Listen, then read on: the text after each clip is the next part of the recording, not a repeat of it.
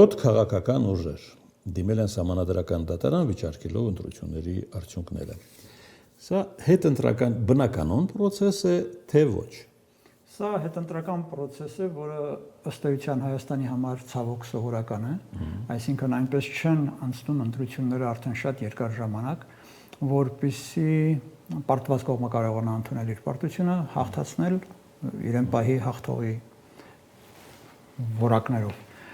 Այսպես եղել է երևի 2000-ականների ամենասկզբից սկսած 2003 թվականից մենք այդ պատմություն ունեցանք, կհիշեք սահմանադրական դատարան, այդ վիճահարույց վճիռը սահմանադրական դատարանի, որ 1 տարի հետո պետք է հիշում եք մարդկանց ծեծը ջարդը ջրելը, այո 2008-ից հետո այդ պատմությունը կրկնվեց 2008-ի ընտրությունները մարտի 1-ով ավարտվեցին սահմանադրական դատարաններով, այդ վեճերով։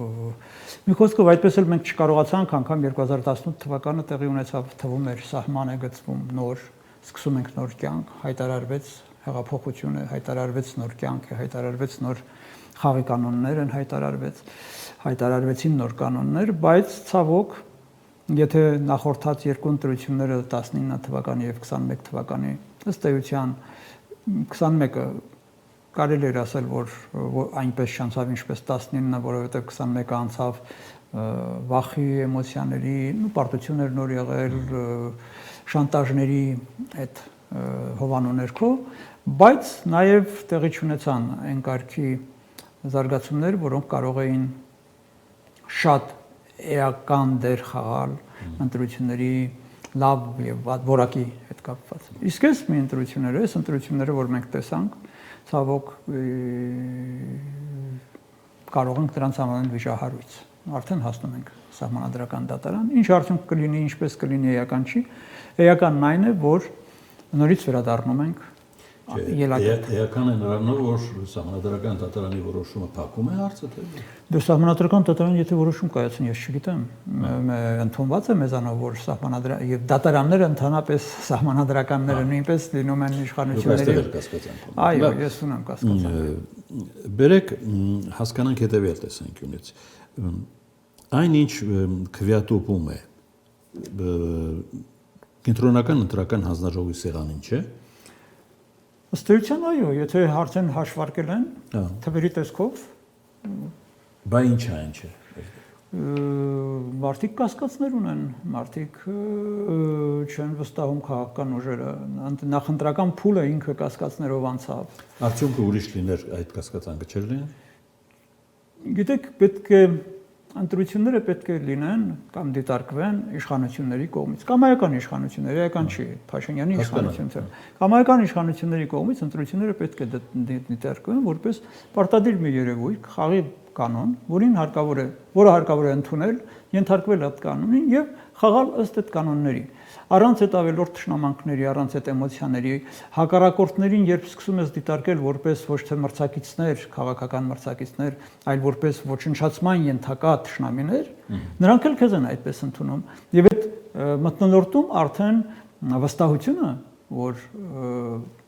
շատ հնարավոր է, որ ընտրությունը կատարվել է նորմալ, բայց մարդիկ կասկածում են ընտրության արդյունքների հրապարակման հետ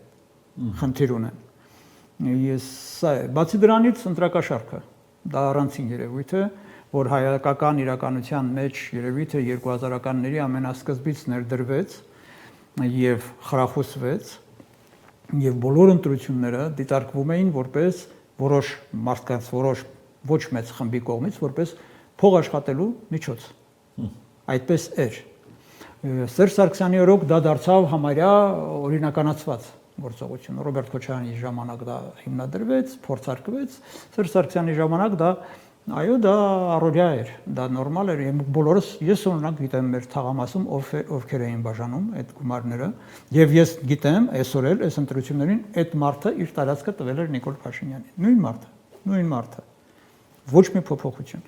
Ես չեմ ասում, թե Նիկոլ Փաշինյանը փող էր բաժանում, բայց որ ընտրական process-ների մեջ փողը դեր է խաղում, դա արդեն նույնպես կասկածի տեղիք է տալիս։ Իհարկե ես չեմ ընդունում Փաշինյանին հայտարարությունը, թե 70% կամ 100% կամ 90% գնված է, որովհետև նման հայտարարություն անելը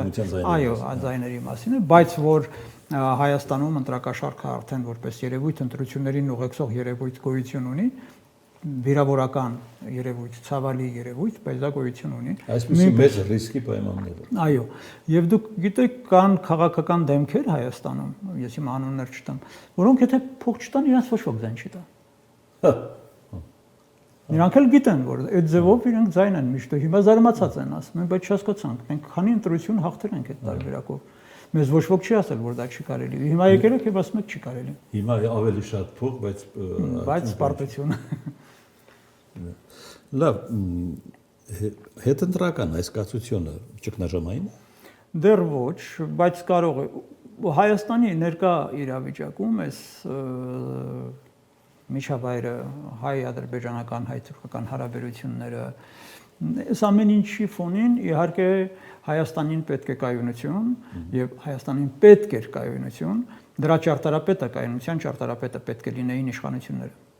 Ընդդիմությունը իրավունք ունի հայհոյելու, գոռգոռալու, կուրս գծելու, հրապարակ դուրս գալու, բայց ընդդիմության լեքսիկոնով իշխանությունը խոսելու իրավունք չունի։ Փաշինյանը ըստ էության ողջ նախընտրական փուլը վարեց որպես թունդ ընդդիմադիր գործիչ։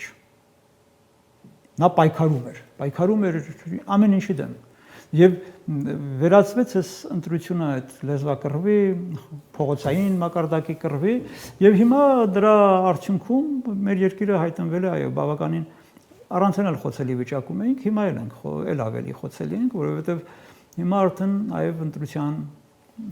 կասկածելիությունը, Փաշինյանի լեգիտիմության կասկածելու խնդիրը։ Ընտրությունը կասկածում է միայն Ռուսաստանը, եթե նկատի ունեք։ Բոլորը իհարկե եվրոպական երկրները խնդիր ունեն այստեղից հենց ձեր ասած Ռուսաստանին դուրս մղելու եւ այդ խնդիրը լուծելու ճանապարհին, նրանք պատրաստ են ժամանակավորապես, այս է որ իշխանությունները պետք է հասկանան, ժամանակավոր աջակցություն ցույց տալու իշխանություններին, որոնք հանձն են առել միանալ այս խնդրին լուծման, ասենք Ռուսաստանի հետ կապված այս խնդիրը լուծելուն։ Հենց որ արևմուտքը, ես չեմ կարծում թե արևմուտքը հանուն Փաշինյանի կամ հանուն Վարդան Հարությունյանի կամ հանուն Նվեր Մնացականյանի կարող է իր սկզբունքներից, իր արժեքներից հետ։ Իհարկե ոչ, ժամանակավոր ինչ որ հաշվարկների շնորհիվ կարելի է, բայց երբ որ արդեն խնդիրը լուծված կհամարեն, նրանք անպայման կանդրադառնան թե իշխանությանը, թե ընդդիմությանը եւ իրենց պահանջները կներկայացնեն եւ իրենց մեղադրանքները կներկայացնեն։ Մենք կտեսնենք մոտ ապագայում կլինեն զեկույցներ։ Սկզբում կլինեն իրավապաշտպան կազմակերպությունների զեկույցները միջազգային։ Կտեսնենք, որ գնահատականը կլինի, կարծում եմ, ոչ այնքան լավ, որքան կարելի էր ակնկալել։ Այնուհետև դրանք կհաջորդեն, եթե ոչ այս տարի, ապա ժամանակ հետո արդեն ծանր գնահատականներ, որոնք մեր երկրի վրա են ազդել, ոչ թե իշխանությունն է տուժելու, այլ երկիրն է տուժելու։ Դրա համար ես միշտ ասել եմ եւ իմ գրավոր խոսքում եմ կրկնում անընդհատ, որ հաշվարկի կենտրոնում պետք է լինի պետությունը։ Ոչ թե քո կուսակցության հաղթանակը։ Իհարկե քո կուսակցության հաղթանակը շատ կարևոր է, որովհետեւ դա քեզ ապահովում է իշխանություն եւ քո ծրագրերի իրականացում, բայց հաշվարկի կենտրոնում պետք է առանցքում պետք է լինի պետությունը։ Մի բան, որ նախընտրական փուլում չկար։